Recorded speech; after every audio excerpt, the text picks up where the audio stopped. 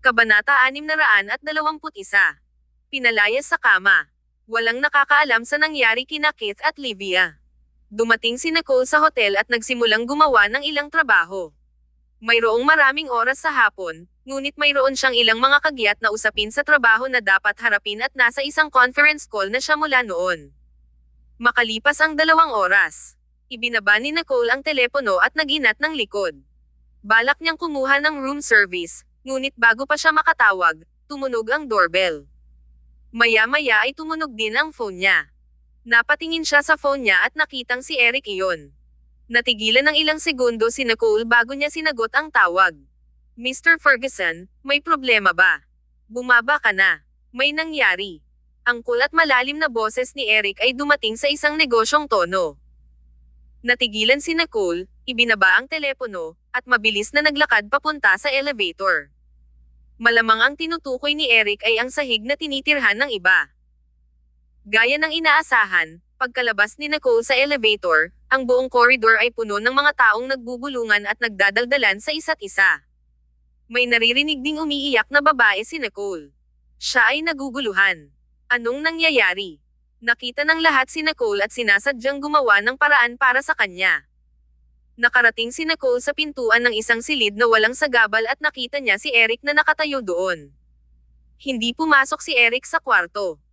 Ang kanyang mukha ay malamig at nagtatampo habang siya ay nakatayo sa pintuan, at ang kanyang aura ay napakalaki.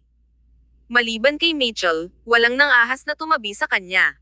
Nang makita ni Eric si Nicole ay tumaas ang isang kilay nito at sinenyasan itong pumasok sa loob. Kumalabog ang puso ni Nicole at parang nahulog ito sa napakalalim na hukay. Pumasok siya sa loob at nakita niya si Dominic at ang mga direktor, na ang mga mukha ay malungkot. Mapatla ang mukha ni Dominic, at ang mga direktor ay may pinag-uusapan sa likod na nahihirapan. Tuloy-tuloy ang pag-iyak ng babae sa labas ng kwarto. Miss Stanton, ano ang nagdala sa iyo dito? Naunang tumayo si Dominic na medyo nagulat. Mukhang walang pakialam si Nicole habang nakatingin sa loob ng kwarto. Naninigas ang katawan niya sa isang sulyap lang. Ano ito? Sina Xander at Juliana. Nakaupo sa kama ang makukulit at sexing katawan ni Juliana. Gulo-gulo ang kanyang pijama at parang sinadyang pinunit ng kung sino. May mga pulang marka sa kanyang katawan dahil sa pakikibaka, nakitang-kita. Umupo siya roon at ipinikit ang kanyang mga mata na parang gulat na gulat. Ang nakakaloka, gulo-gulo rin ang pagkakaupo ni Xander sa lupa. To be precise, nakasuot siya ng isang pares ng boxers. Hubad ang kanyang itaas na katawan, at sa oras na ito, ang kanyang mukha ay pula, nahihiya, at pangit. Parang hindi maipaliwanag na galit at naagrabyado pa siya. Nang makita niya si Xander sa sahig at ang gulo-gulo sa kama, para siyang pinalayas sa kama. Nanginginig ang puso ni Nicole. Ang puno ng pera ko ay gumuho. Pumunta si Dominic sa likod ni Nicole, tinapik ang balikat niya, at bumantong hininga. It's just as you see. Tinanong ko lang kung anong nangyari. Nakahanap ng dahilan si Xander para pumunta sa kwarto ni Juliana at gusto siyang rapin. Hindi pumayag si Juliana at sumigaw siya ng malakas na nakakaakit ng atensyon. Narinig at nakita ng lahat ang nangyari. Ganito ang sitwasyon. Iniisip na lang ni Dominic ang lahat ng mga kasong kakaharapin nila. Hawak niya ang script ng variety show na siguradong magiging viral ngayong taon, at handa na siyang palakihin ang kanyang career. Gayunpaman, ang mga nakakabagabag na pangyayaring ito ay sunod-sunod na dumarating, na labis na nakapanlulumo. Bumantong hininga ang isa sa mga direktor. I think one of them must leave, both can't stay. Otherwise, pag may nabalitaan, mapupuna tayo ng husto. Oo, hindi ito makakalabas. Si Xander ay isang artista sa ilalim ng ahensya ni Mr. Young, kaya siya ay itinuturing na aming lalaki, ngunit kung si Juliana ay magsumbong nito sa pulisya, magiging mahirap.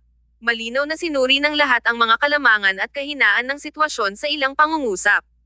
Sino ang mananatili at sino ang pupunta? Pumikit si Nicole at mahinang sinulyapan ang mga tao sa kwarto. Magbihis ka na at lumabas ka na. Kayong dalawa. Kabanata 622. Binubuli ako ng mayamang babae. Napakalamig ng boses ni Nicole. Kinilig si Xander at hindi naglakas loob na tumingin ng diretso kay Nicole. Napasulyap si Nicole sa pinto kaya naman may nagsara agad. Pumasok din sina Eric at Mitchell na tila curious sa magiging resulta. Humihikbi si Juliana at nagsuot ng roba bago siya lumabas ng kwarto. Hindi siya natatakot sa kakaibang tingin ng iba. Paus at agrabyado ang boses niya. Miss Stanton, Mr. Young, since you're all here, I'll be straightforward with you. Saglit pa lang si Xander sa showbiz, but he dared to harass actresses so blatantly. Narinig ito ni Xander mula sa kwarto at tumakbo palabas na may galit. You were consensual. Paulit-ulit kang nagpaparamdam sa akin, so hindi ba ibig sabihin na gusto mo ako? Lahat ng tao ay kayang tumstigaw dito. Hint at you. I admit to having a little crush on you, but that's only for the show. We don't have a single connection in private, right? Galit na pinandilatan ni Juliana si Xander at naglakad para sampelan ang mukha nito. Is smiling at you an invitation to me? Pumunta ka sa kwarto ko sa sikat ng araw at hinaras ako. Sinabi ko na ngang hindi, pero pinaglaruan mo ako. Pulang-pula ang mukha ni Xander. May halong emosyon ang mukha niyang bata at gwapo. Naging mabigat ang kanyang paghinga. You're just playing hard to get. Ngumisi si Juliana. Playing hard to get. Tumingin ka sa salamin. Aling bahagi mo ang karapat-dapat para tingnan kita sa pangalawang pagkakataon? Bagamat ako ay isang hiwalay na babae, ako ay nasa bilog sa napakaraming years and I've never met such a disgusting person like you. May pera yung ex-boyfriend ko ikaw kasama ako nang wala lang. Napakaraming suntok ang dinanas ni Xander sa malakanan bowl niyang mga salita, lalo na sa harap ng napakaraming marangal na tao. Naging asol ang mukha niya. Ikaw. Sobra ka. Malamig na ngumuso si Juliana at tinignan si Nicole ng masama na may mga luhang umaagos sa kanyang mukha at ilang pagmamalaki at pagpupumilit. Miss Stanton, pareho kaming babae. To be honest, hindi madali para sa akin na umabot ng ganito sa showbiz. Hindi rin ako ganap na malinis. After my divorce, it took a good deal of talking for my boss to be willing to support me again, so how could I take his money to hook up with a penniless and nameless male model? Ang amo ni Juliana ang kanyang financial backer. Naintindihan na ni Nicole ang ibig sabihin ni Juliana nang marinig niya ito. Ibig sabihin, malamang na si Xander ang gustong makipagrelasyon sa isang mayamang babae para tirador ang kanyang career. Hindi inaasahan ni Xander na ayaw sa kanya ni Juliana at gusto lang sumakay sa kanyang hype. Walang pakialam na sinulyapan ni Nicole si Xander at naisip, itong tanga. Siguradong sinipa siya ng asno sa ulo. Siguradong magiging viral ang palabas, pero masyado siyang naiinip. Ngayon, wala siyang napala at baka kutsain pa siya hanggang sa umalis siya sa entertainment industry. Miss Stanton, hindi naman sa ganon. Sabik na sinubukan ni Xander na ipaliwanag ang kanyang sarili, ngunit marahas na sinulyapan siya ni Nicole. Sobrang lamig ng boses niya. Pumunta ka ba dito mag-isa? Nakaramdam ng kaba si Xander. Oo. Dahil lang sa sinabihan siya ng kanyang mga kaibigan na magkusa na lapitan ang mayamang babae at dalhin ang kanilang relasyon sa ibang antas. Sa ganoong paraan, magiging mas madali para sa kanya na magkaroon ng matatag na posisyon sa industriya sa hinaharap. Si Juliana ay may pambihirang katayuan sa bilog. Kung hindi ako pupunta sa sikat ng araw upang pagsilbihan ang mayamang babaeng ito. Malinaw na interesado siya sa akin noong nagre-record kami ng palabas, kaya naisip ko na iyon ay isang pahiwatig na maaari akong magpatuloy. Napaisip si Xander. Malungkot at malamig ang tono ni Nicole. So, you plan to force yourself on Juliana after she refused you. Kitang-kita ng lahat ang mga marka sa katawan ni Juliana. Hindi nakaimik si Xander. Nagkaroon ng ilang segundong katahimikan bago siya sumagot, "Ye. No. Ye." Kabanata 623. Hayaan siya. Naisip ni Xander na puro sentimental ang pagtanggi ni Juliana. Bukod dito, nang pumasok si Xander sa silid ni Juliana, hindi nagpakita ng anumang senyales ng kalungkutan si Juliana. Sa halip, kamandat si Juliana na nagmumungkahi at tumugon sa kanyang mga pasulong. Unti-unting lumipat ang dalawa sa kama kaya naman sinimulang hawakan ni Xander si Juliana. Gayunpaman, nagsimulang magkunwaring tumanggi si Juliana. Paano naisip ni Xander na talagang ayaw ni Juliana sa mga oras na iyon? Nang mas malinaw na ang pagtanggi ni Juliana, sinipa niya si Xander mula sa kama at sumigaw sa tuktok ng kanyang mga baga bago siya nagkaroon ng oras upang mag-react. Wala pang isang minuto, lahat ng tao sa floor na iyon ay lumapit. Iyon ang pinakamadilim na sandali sa buhay ni Xander. All this while, tulala si Xander. Siya ay binubuli ng isang mayamang babae, kaya nakaramdam siya ng hinanakit at inis. Hindi umimik si Nicole at sinulyapan si Dominic na tumayo at malamig ang tono, "Since that's the case, Xander, we can't keep you here. We'll cancel your contract, as per the procedure." Natigilan si Xander at nagmamadaling tumangala. "Hindi.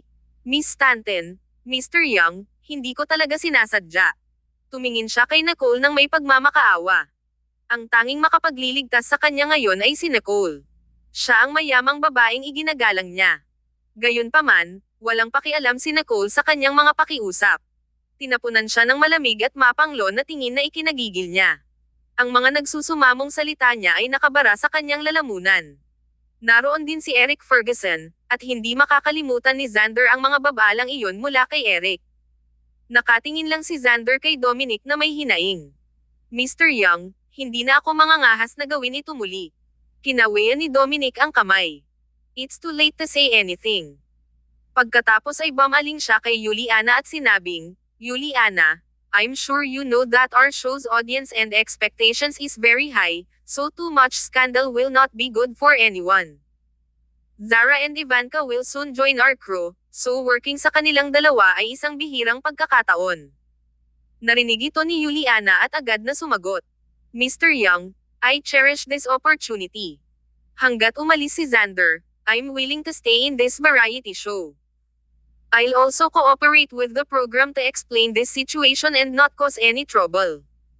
Si Juliana ay nasa industriya ng napakaraming taon, kaya alam na alam niya ang kahalagahan ng mga interes. Madaling sirain ang karera ni Xander, ngunit ang pagkuha ng pagkakataong ito ay minsan sa buhay. Tumawa si Dominic at tumingin kay Nicole. Bahagyang tumanggo si Nicole, nagpapahiwatig na sang-ayon siya sa kinalabasan ng bagay na ito. Ang pagtanggal kay Xander, pagpapatira kay Juliana, at pakikipagtulungan para harapin ang mga negatibong balita mula sa bagay na ito ang pinakamagandang solusyon para mabawasan ang kanilang mga pagkalugi. Walang papanig kay Xander. Namutla ang mukha ni Xander. Nagpanik siya. "Mr. Young, please don't drive me away. Mr. Young, I know my mistake. I'm sorry." Sinong makakaalam na ang babaeng nanliligaw kay Xander, ilang oras na ang nakalipas ay patulsikan siya sa show makalipas ang ilang oras. "Direktor, pakiusapan mo naman ang kaso ko. Sabi mo magiging maganda ang kinabukasan ko." Sabi ng direktor, bulag ako. "Mr. Ferguson, ikaw." Bago pa matapos ni Xander ang kanyang sasabihin ay naramdaman na niya ang matalim na titig sa kanya kaya nagpigil siya. Siya ay desperado na handa siyang humingi ng tulong sa sinuman. Walang magawang tumingin si Xander kay Nicole at umiyak. "Miss Stanton, tulungan mo ako. Dinala mo ako sa bilog." Malamig ang tingin ni Nicole, at ang tono ng pananalita niya ay masungit. "Sinabi ko bang humalik ka sa isang mayamang babae?" Ayaw ni Nicole na manatili ng isa pang segundo at umalis na galit na galit. Gusto siyang habulin ni Xander para patuloy na magmakaawa. Bago pa niya mahawakan ang braso ni Nicole ay may yumuko sa likod niya. Nagkaroon ng bitek ng mabali ang kanyang buto. Kabanata 624. Mangyaring kumuha ng facelift. Napasigaw si Xander sa paghihirap, sakit, at lungkot. Mahigpit si Eric habang pinupunasan ang mga kamay at dahan-daang pinupunasan ng panyo. Casual niyang ibinato sa lupa ang ginamit na panyo. Malamig ang kanyang mga mata na walang bahid ng init. Saglit niyang hinamak ang mga kamay ni Xander. Nang makaalis si Nicole, nagkatinginan ang mga natitirang tao sa kwarto. Lihim na natuwa ang lahat nang makita ang nararapat na paghihirap ni Xander. Akala nilang lahat ay naghihiganti si Eric kay Juliana, kaya mas determinado silang kumuha ng paninindigan. Magalang na inaliw ni Dominic si Xander. Sunod-sunod na umalis ang lahat. Napatingin si Eric kay Xander na gumulong-gulong sa lupa, saka mahinang ngumuso. "Paano ko kukunin ang ganitong uri ng hamak bilang isang kalaban? Anong insulto sa aking sarili? Mr. Ferguson." Bago pa umalis si Eric ay tinawag siya ni Juliana. Mr. Ferguson, ako. May gustong sabihin si Juliana, ngunit hindi na siya masyadong miserable at nakakaawa gaya ng kanina. Napahiga si Xander sa lupa at nagtatakang tumingin sa kanila. Magkakilala sila. Ang mga mata ni Eric ay malamig at malayo, ngunit ang mga sulok ng kanyang mga labi ay malabong nagpapakita ng kasiglahan at kasiyahan. Magaling. Maaari mong sabihin kay Mitchell kung makita mo ang alinmang mapagkukunan na gusto mo. Pagkatapos noon ay lumabas na ng kwarto si Eric. Ang kanyang likod ay malamig at marangal. Nanlaki ang mata ni Xander sa gulat habang si Juliana naman ay biglang tumawa. Sa pangako ni Eric, walang kapantay ang posisyon ni Juliana sa bilog. Malaking benepisyo ang nakuha ni Juliana sa pamamagitan lamang ng pagtulong kay Eric na itaboy ang isang langaw na bumabagabag kay Nicole. Kumpara doon sa dalawang nagpunta para akitin si Eric sa kanilang sexing pantulog at pinalayas nito, si Juliana ang tinaguri ang pinakamalaking panalo. Napakurap siya at biglang napagtanto na nasa kwarto pa pala si Xander. Hinawit ni Juliana ang kanyang mga labi at ngumiti ng nakakaakit. Anak, masyado ka pang bata. Consider this a little stumble. Someone like Miss Stanton is favored by the heavens. Not just anyone is worthy to be near her. Sabay gising ni Juliana kay Xander. Nicole Stanton. Ang lahat ng ito ay dahil kay Miss Stanton. Kaya, ito ay isang bitag para sa akin. Naguguluhan si Xander. Bumalik si Nicole sa kanyang kwarto, galit na galit. Masyadong nakaka-disappoint si Xander. Ang gayong magandang puno ng pera ay naghukay lamang ng kanyang sariling libingan. Napagkaisahan ako. Tinawag siya ni Logan. President, may apurahang pagpupulong sa lalong madaling panahon, dapat ba akong maghanap ng isang taong sumasakop sa iyo? Sabi ni Nicole, ako na lang ang pupunta.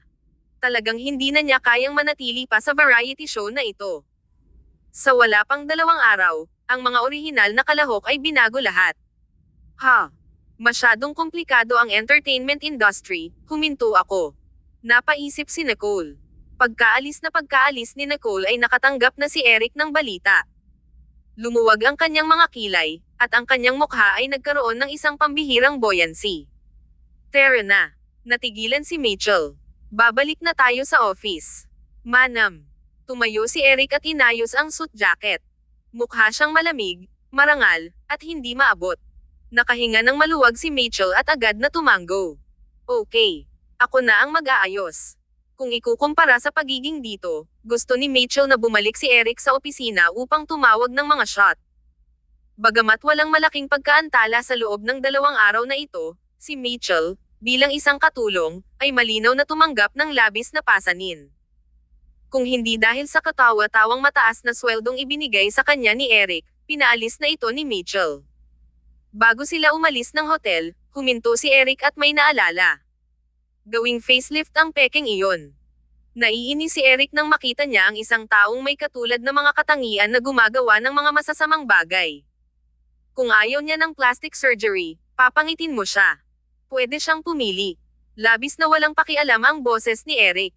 Ayaw na ni Eric na makitang muli ang pekeng iyon. Tumigil si Mitchell at tumango. Naiintindihan. Kabanata 625. Niloko ka. Direktang pumunta si Nicole sa isang kalapit na 4A meeting ng lungsod. Bago umalis, nagpaliwanag at humingi ng paumanhin si Nicole kay Livia. Pagkatapos ay inutusan si Dominic Young na siguraduhing may produce ng maayos ang variety show na ito para i-promote si Livia Liman. Nakaramdam lang ng inis si Nicole sa 2 araw na karanasang ito. Mas gaganda ang pakiramdam niya kung mag-overtime siya sa opisina ng 2 araw dahil tiyak na magdadala iyon ng higit na halaga. Sa wala pang 2 oras, ang unang alon ng pampublikong opinyon ay lumundag online. Ang namumuong young actor ay nananakot ng mga tao. Isang batang hunk na nagdebo bilang double of a bigwig ay kumilos ng walang ingat habang nagsushoot ng isang palabas. Hindi na kailangang isipin, tiyak na kakalat ang bagay na ito dahil napakaraming tao ang naruroon nang mangyari ito. Si Nicole ay tamad na mag-alaga, kaya ipinaubaya na lang niya kay Dominic. Ang opinyon ng publiko ay magtatagal ng ilang oras upang mabuo, kaya hindi ito mabilis na maalis sa kamay. Kaya naman, nagkaroon ng maraming oras si Dominic para alagaan ito. Lumapag ang flight ni Nicole sa airport sa Karatig Lungsod. Nakipag-ugnayan si Logan sa driver sa gilid habang si Nicole ay nakatayo roon at nakatingin sa kanyang telepono. Bigla siyang tinakpan ng anino. Tumangala si Nicole at nakita si Clayton Sloan na nakatayo sa harapan niya na nakangiti. Natigilan siya. Mr. Sloan, di ba dapat nasa abroad siya? Mahinhin at sobrang mapagmahal ang ngiti ni Clayton. I just got back after handling some matters abroad. I'm here to attend a meeting before heading back to Atlanta. What a coincidence. Tumango at tumawa si Nicole, na iniisip na malamang na iisang meeting ang dinadaluhan nila. Ito ay talagang isang coincidence.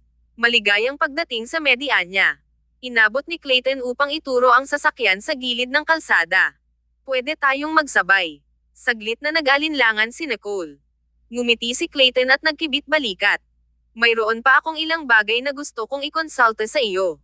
Inanyayahan akong magsalita sa pulong na ito, ngunit wala akong inihanda. Tumango si Nicole at sumulyap kay Logan. You can wait for them here. Sasama muna ako kay Mr. Sloan. Sumagot si Logan, oo naman.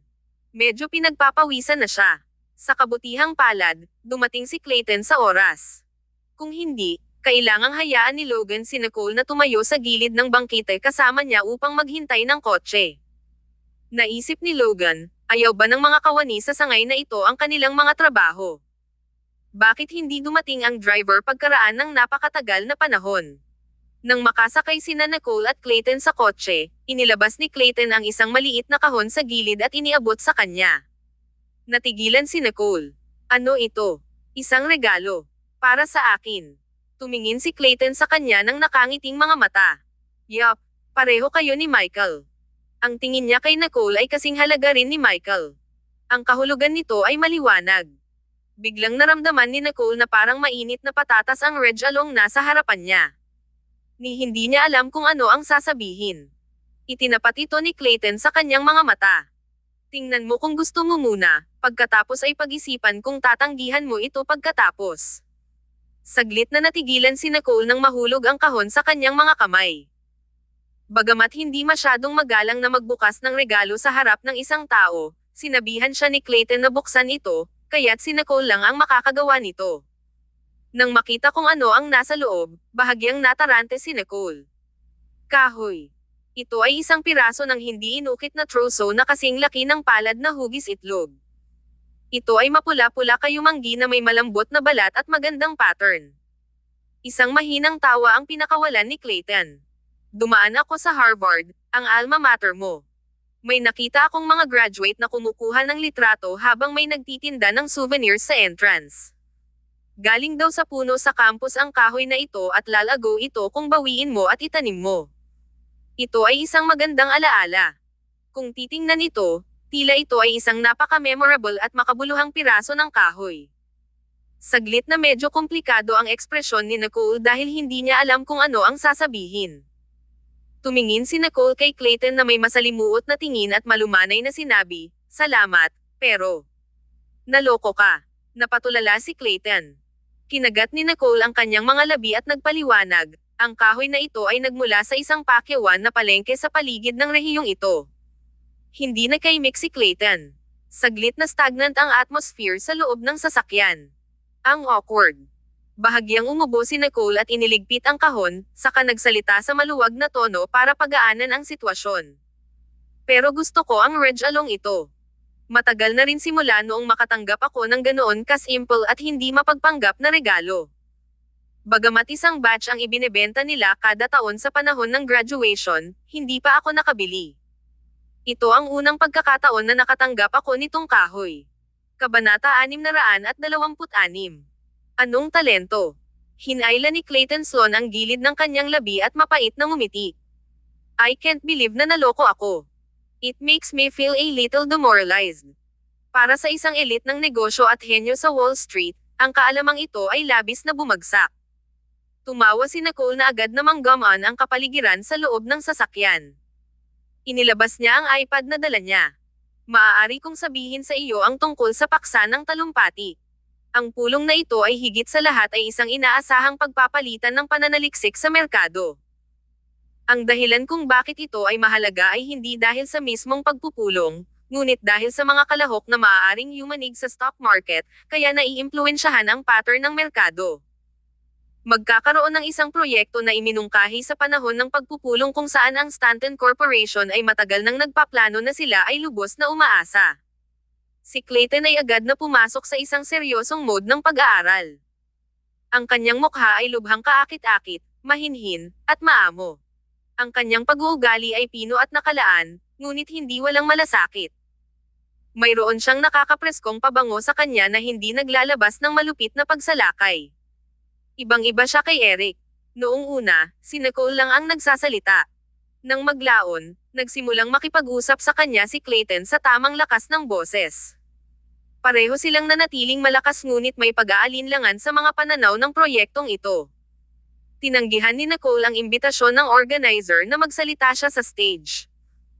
It was mainly because there's too many things happening in the past 2 days on the set of the variety show na nagpagulo sa kanya, kaya natatakot siyang hindi niya makontrol ang kanyang emosyon. Maayos at steady ang biyahe sa sasakyan. Ilang beses pumunta si Nicole sa lungsod na ito, ngunit sa bawat pagkakataon, nagmamadali siya at walang oras upang tumingin sa paligid.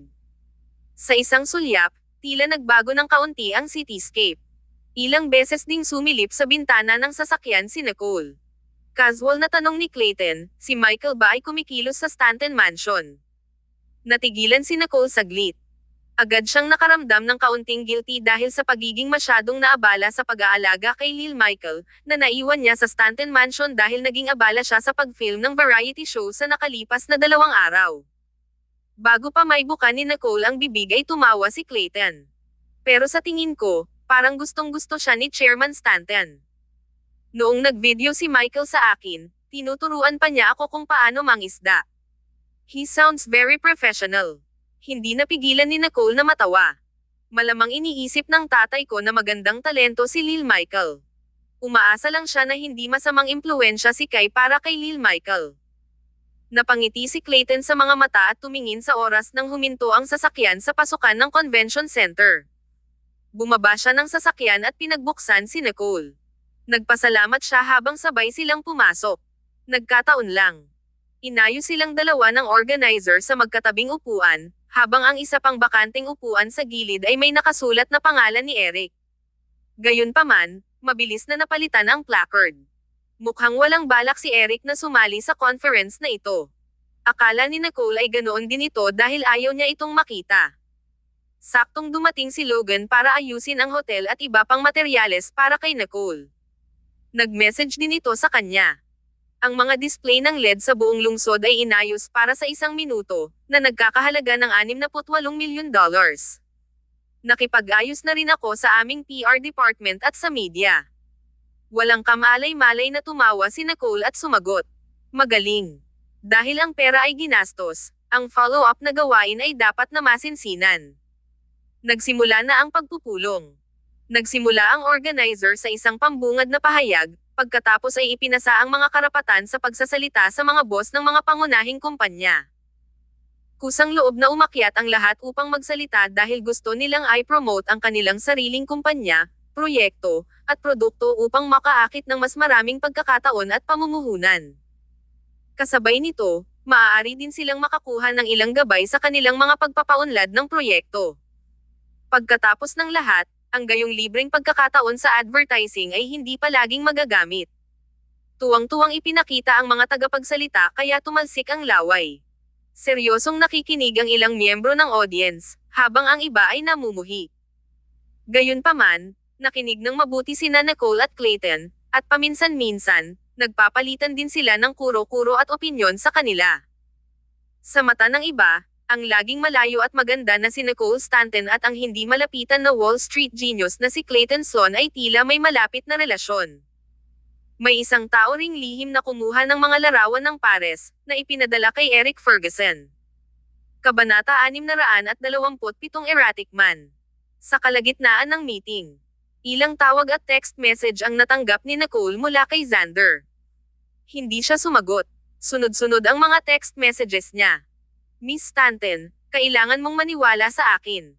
Isa itong bitag ni Mr. Ferguson at Juliana. Pinatayo nila ako. Miss Stanton, iginagalang at mahal na mahal kita. Sa unang pagkakataon na nakita kita, alam kong kakaiba ka. Nilapitan kita ng may malaking paggalang at kasagrado at mahal na mahal kita. Miss Stanton, iligtas mo ako. Ayokong matapos ang career ko. Malayo pa ang mararating ko sa buhay. Napasulyap si Nicole at agad na nakaramdam ng gag reflex. Nakaramdam siya ng labis na pagkasuklam. Napakabulag ko noon. Paano ko naisip na suportahan ang ganyang bulok na tao noon? Walang pag-aalinlangan, hinarang ni Nicole si Xander. Samantala, nagpadala rin siya ng text message kay Dominic. Sabihin kay Xander na umalis, mas malayo mas mabuti. Wala nang pakialam si Nicole. Naging value trap ang dapat na kanyang money tree. Isa lang itong malaking, bigong investment kay Nicole. Nagpalakpakan ang pulong. Inimbitahan ng host ang susunod na tagapagsalita. Ngumiti si Clayton, tumayo, at ibinaba ang ulo para tingnan si Nicole habang mahinang nagsalita, "It's my turn to go on. If I slip up, please correct me." Naikuyom ni Nicole ang kanyang kamao bilang pagpalakpak. Lumakad si Clayton na may nakangiting mga mata at agad na naging sentro ng atensyon. Natahimik ang buong kwarto. Matangkad siya at maganda ang pangangatawan. Ang kanyang mga galaw ay matikas, at ang kanyang aura ay kalmado at matatag. Ang kanyang talas ay nakatago sa ilalim ng kanyang mahinhin na mga mata, na nagbigay ng impresyon sa iba na siya ay banayad. Gayunpaman, ang isang hindi sinasadyang sulyap ay malabong magbubunyag ng kanyang malamig na kalaliman. "Kumusta sa lahat, isang karangalan na makapunta dito." Nakangiting tumingin si Nicole. Ang nilalaman ng kanyang talumpati ay mas popular at praktikal kaysa sa iba pang mga tagapagsalita na nauna sa kanya. Sa halip na ipakilala ang kanyang kumpanya, nakatuon si Clayton sa pagpapakilala sa proyekto ng Artificial Intelligence. Higit sa lahat, tapat din niyang sinabi ang sanhi at bunga ng aksidente sa Europa, na nakakuha ng atensyon ng lahat. Sa kalaunan ay lalakad tayo patungo sa hinaharap. Ang pagbuo ng Artificial Intelligence ay isang imbitasyon sa hinaharap na mundo. Nasa proseso pa rin tayo ng paggalugad sa larangan at patuloy na sumusulong ng walang hanggan. Ito ay hindi maiiwasan. Ang walang driver na kotse ay isang maliit na bagay na bahagi ng proyektong ito kung saan sinira ng mundo ang mga pagkiling at hayagang tinatanggap ang pagdating nito. Ito ay simula pa lamang ng mga darating. Sabay-sabay, ang tunog ng palakpakan sa silid ay walang katapusang at masigasig. Si Clayton, na nasa entablado, ay sumulyap sa isang tiyak na direksyon sa ibaba ng entablado. Malambot at hindi gumagalaw ang kanyang tingin. Sinalubong ni Nicole ang mga tingin ni Clayton ng ilang segundo, at sa hindi malamang dahilan, bahagyang nanginag ang kanyang puso. Dali-dali niyang ibinaba ang ulo at inisip na malamang naapektuhan siya ng maalab na kapaligiran. Ferguson Corporation. Si Eric ay nasa isang pulong nang ang isang taong walang taktika ay patuloy na nagpapadala sa kanya ng mga mensahe. Sunod-sunod na tumunog ang notification niya. Bumaba ang mukha niya sa pagkainip. Ang empleyado na nag-uulat ng kanyang trabaho ay mahinang natigilan. Wika ni Eric sa malamig na boses. Magpatuloy. Pagkasabi niya noon ay kinuha niya ang phone niya at pinindot iyon. Sa isang iglap, ang mga mata ni Eric ay lumiit ng husto. Naging madilim at pangit ang kanyang mukha nang kumakalat sa kanyang galit na mukha ang labis na lamig sa kanyang mga mata. Kasama ni Clayton Sloan si Nicole ngayon. Walang kamalay-malay na nagpunas ng pawis ang department head na nagsasalita. Medyo namutla ang mukha niya. "Mr. Ferguson, sa panahon ng iyong pagkawala sa mga araw na ito, ang ilang mga proyekto ay pansamantalang na-shelve. Ang mga ito ay napakataas na panganib, kaya ang departamento ng proyekto ay hindi sigurado kung magpapatuloy ng karagdagang pamumuhunan." Slam! Inilapag ni Eric ang phone niya sa mesa. Ang kanyang tingin ay marahas na tumawid sa pinuno ng departamento na nagsalita habang sinabi niya sa malamig na boses, "So, what's the use of hiring you all?" Kabanata 628. Humingi ng pasaway. Agad na namutla ang mukha ng department head habang tumutulo ang mga butil ng pawis sa kanyang noo. Nagsimulang manginig ang kanyang katawan. Agad na umikot ang kapaligiran sa meeting room. Ang iba sa hapag ay hindi nang ahas na huminga ng malakas dahil natatakot silang madamay. Maganda ang mood ni Eric kanina at inaliw pa niya ang department head na nagkamali bago ito at hinimok siyang ipagpatuloy ang kanyang pagsisikap. Gayunpaman, sa isang kisap mata, biglang naging mabagsik, malupit, at hindi makatwiran si Eric. Masyado bang biglaan ang mood na swings ni Eric, o sadyang malas lang ang kanyang nasasakupan? Si Mitchell na nasa gilid ay hindi rin naglakas loob na gumawa ng ingay. Sa kanyang puso, tahimik siyang nagdalamhati para sa project department head na ito na binatukan. Marahil ito ay kapalaran. Si Eric ay tila nahulog sa malamig na paglubog ng kadiliman. Ang kanyang malungkot na tingin ay dumaan sa pinuno ng departamentong iyon. Send a detailed report to my office before the end of the day. Otherwise, you can hand in your resignation. Pagkatapos noon, hindi na nag-abalang sumulyap si Eric sa iba at humakbang palabas ng meeting room. Nagulat si Mitchell at nagmamadaling kinuha ang phone na inihagis ni Eric sa mesa, saka sinundan si Eric ng nagmamadaling hakbang. President. Inabot ni Mitchell ang telepono kay Eric. Sinulyapan ito ni Eric at kinuha ito habang sinabi sa malalim at malamig na boses, I asked you to keep an eye on Nicole. Alam mo bang nagpunta siya sa isang meeting with Clayton Sloan? Natigilan si Mitchell. Ang pagpupulong ni Miss Stanton ay nasa kalapit na lungsod, kung saan nakatanggap ka rin ng isang imbitasyon. Nabanggit ko na ito sa iyo dati, ngunit dahil mukhang hindi mahalaga ang nilalaman ng pulong, hiniling mo sa akin na magalang na tanggihan ito. Dapat ay bumalik si Mr. Sloan sa loob ng 3 araw ayon sa kanyang schedule.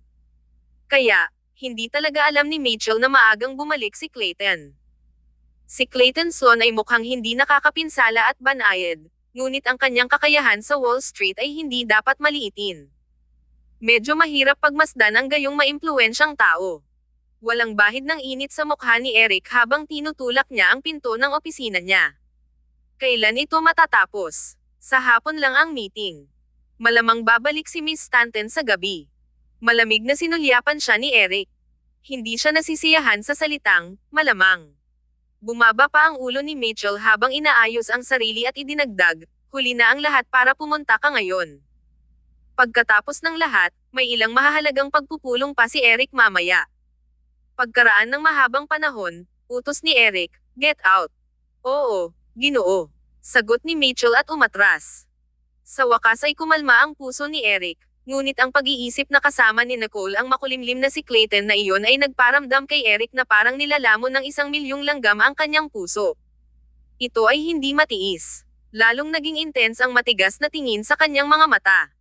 Si Clayton ay mas mahirap pakitunguhan kaysa kay Xander, ngunit gaano man kahirap, si Clayton ay tiyak na magkakaroon ng kanyang kahinaan. Walang makakaagaw kay Nicole sa akin. Napaisip si Eric.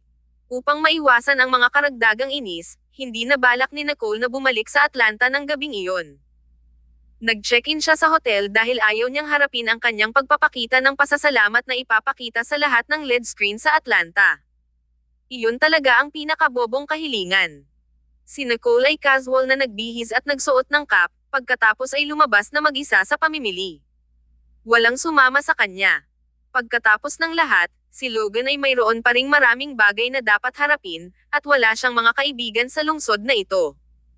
Ang takip-silim na kalangitan ay unti-unting lumabo mula sa asol na langit hanggang sa malalim na asol at sa wakas ay lumubog sa ganap na kadiliman. Ang malamig na simoy ng hangin ay marahang humahampas sa mga dahon sa paligid niya. Naglakad si Nicole sa isang maliit na parke at dumiretso sa mall. Nang makita ang ilang malalaking luxury brands doon, medyo nangangati ang mga kamay ni Nicole. Pumasok siya nang walang gaanong iniisip at masayang nag-shopping. Ito. Iyon din. Balutin mo lahat. Nakasuot ng low profile at nakakap, walang nakakilala kay Nicole. Gayunpaman, nang makita ng mga tagapag-alaga ng tindahan ang paraan ng pagbili niya ng mga bagay na kinagigiliwan niya ng hindi kumukumot, lahat sila ay natigilan. Hindi na makapaghintay ang lahat na pagsilbihan siya at hayaan siyang mamili sa nilalaman ng kanyang puso. Medyo madaming binili si Nicole at pinadala ng diretso sa hotel. Nilabas niya ang mga resibo, na basta-basta niyang isinilid sa kanyang mga bulsa habang umaakyat siya. Bigla niyang nakita ang ilang bodyguard na naka-all black sa harap. Kabanata 629. Nanalo ng gantimpala. Natigilan si Nicole. Naisip niya na baka may kaugnayan ito sa kanya at subconsciously naging tense at nababantayan. Gayunpaman, Ang grupo ng mga bodyguard na nakasuot ng itim ay tumakbo sa kanya. Phew! Hindi ako ang target nila. Mahusay. Medyo napagod si Nicole sa paglalakad at may nakitang rest area sa harap na wala masyadong tao. Isang mamahaling piano ang nakalagay sa gitna, kaya lumapit siya at umupo. Nang dumampi ang mga daliri niya sa piano, bigla siyang nakaramdam ng ganang tumugtog. Pinindot niya ang ilang susi, na mukhang presko at kaaya-aya. Ang piano na ito ay medyo maganda. Si Nicole ay nagsimulang tumugtog ng isang himig. Ang chords kahit papaano ay naging, Kikujiro's Summer. Ito ay isang simple at maliwanag na tono na may sariwa at natural na mga tala na sumasalamin sa kanyang kasalukuyang nakakalibang na mood pagkatapos mamili. Matagal-tagal na rin siyang hindi nakaka-relax at medyo nalubog dito. Biglang may umupo sa tabi niya, pero masyado siyang engrossed sa music para hindi niya mapansin. Isang pares ng kamay ang dumapo sa susi sa tabi niya. Ang magaan at kaaya-ayang tunog ng mga dagdag na chord ay mahusay na pinagsama sa kanyang himig. Bahagyang huminto si Nicole at walang malay na tumingin sa gilid. Lumitaw sa tabi niya ang mainit at gwapong mukha ni Clayton at ang matingkad nitong nakangiting mga mata. Hindi man lang mabagal ang paggalaw ng kanyang mga kamay habang nakikipagtulungan siya sa performance ni Nicole. Ang kanilang piano duet ay hindi nag-overwhelm o nagbanggaan sa isa't isa. Sa halip, nagkaroon sila ng tacit na pag-unawa nang tumugtog sila ng dynamic at masiglang tune na parang ilang milyong beses na silang nag-practice ng magkasama. Pinadama nito ang mga tao na napaka-komportable, nakaka-relax, at masaya kapag nakikinig dito. Ngumisi si Nicole. Ang kanilang tacit understanding sa oras na ito ay para sa kanilang taos-pusong pagmamahal sa piano at sa kantang ito. Ipinadama nito sa kanya na parang inaalala niya ang kanyang pinakamasayang mga oras sa isang maliwanag na araw ng tag-araw. Naramdaman niya ang isang uri ng kaligayahan na napakalaki na nagparamdam sa buhay na kasing liwanag ng sikat ng araw. Nang matapos ang kanta ay unti-unting nawala ang saya sa mga mata ni Nicole. Pakiramdam ni Nicole ay matagal na siyang hindi naging masaya. Nang maalala niya ang nakaraang kaligayahan, tila napakalayo nila. Tila simula nang mahalin niya si Eric, hindi na siya muling nagkaroon ng ganoon kasaya. Si Eric Ferguson talaga ang sumpa niya. Binawi ng lalaking katabi niya ang kanyang mga kamay. Sumulyap si Nicole at nakita ang mahaba at payat na mga daliri ni Clayton na napakaganda. Hindi nakakagulat na mahusay siyang tumugtog ng piano. May kakaiba talaga siyang advantage. Naisip ni Nicole. Miss Stanton, hindi mo papansinin ang mahihirap kong kakayahan, tama? Malumanay na kinutya ni Clayton ang sarili. Nagtaas ng kilay si Nicole. Why would I? Your medley was much harder than mine, kaya ako dapat ang mahiya. Kung tutuusin, walang maglalakas loob na tumugtog ng piano duet ng napakadali ng walang paunang pag-eensayo. Napakahalaga ng kanilang tacit understanding. Dahan-daang nakahinga ng maluwag si Clayton. I've always liked this song kasi very stress-relieving. The simpler, the happier. Tumango si Nicole. Talaga, pero, we'd better go. Pakiramdam ko, napakaraming tao ang nakatingin sa atin. Sinulyapan niya ang orihinal na bakanteng rest area na ngayon ay medyo masikip na marahil dahil sa pagtugtog nila ng piano. Ngayong tapos na ang kanilang duet, mukhang ayaw nang maghiwa-hiwalay ng crowd. Sa mas maraming tao, tataas din ang pagkakataong may makakilala sa kanya.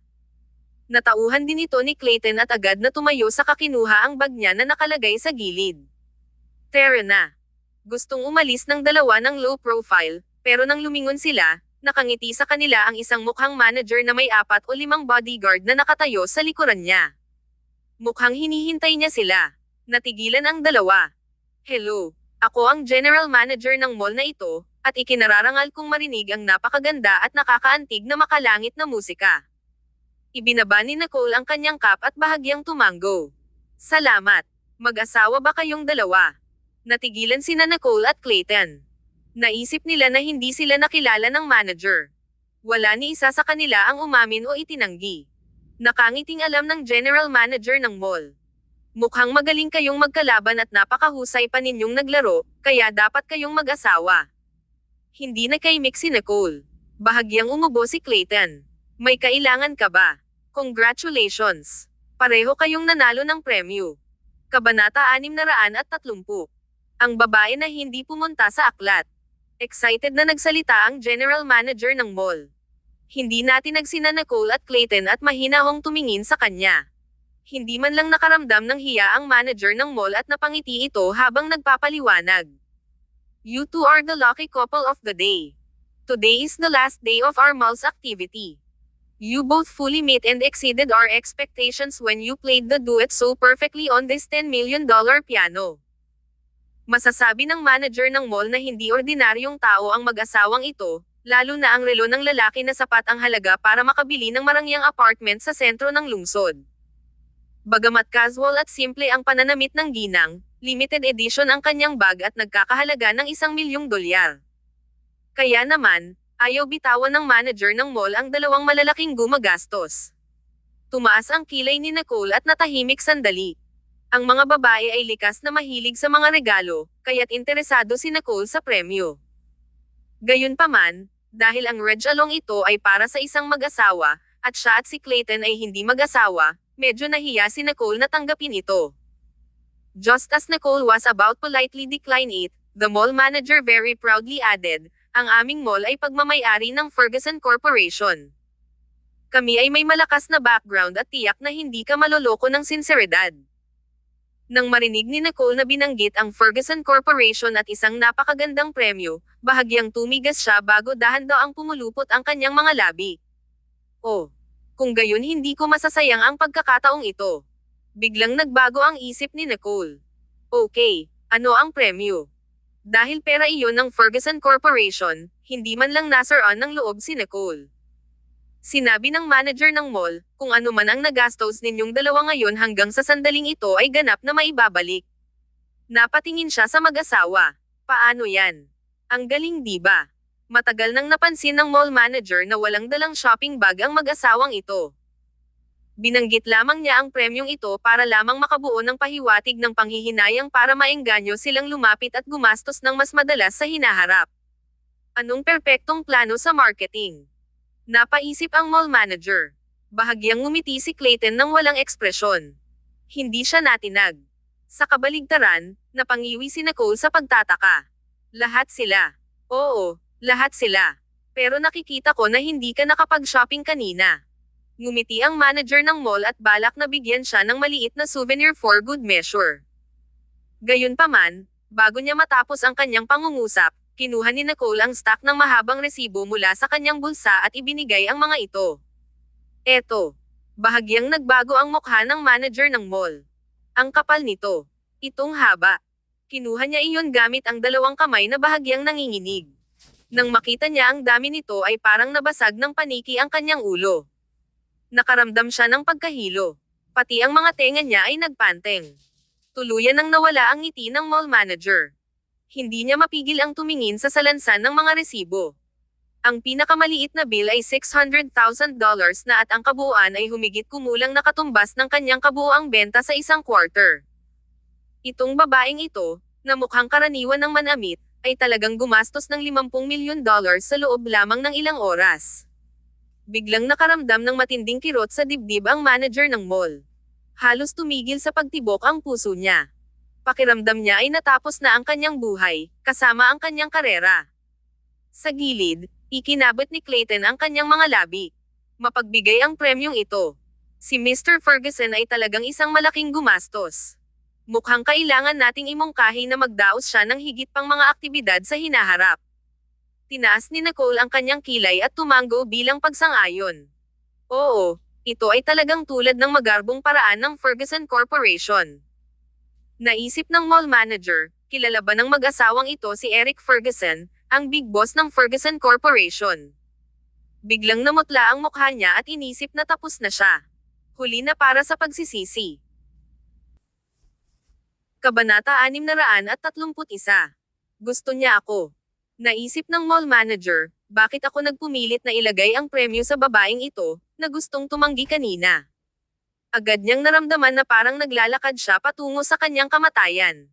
Ang mall manager ay dinilaan ang kanyang tuyong labi at sinabing, $50 million ay hindi maliit na halaga, kaya kailangan kong magtanong sa management. Nakonsensya niyang sabi. Namamaos ang boses niya. Napakurap si Nicole. Hindi ba ikaw ang general manager? Can't you make this decision? Otherwise, I can call your boss and ask for it. Nilabas niya ang phone niya habang sinasabi iyon. Sandali. Siyempre, kaya kong magdesisyon.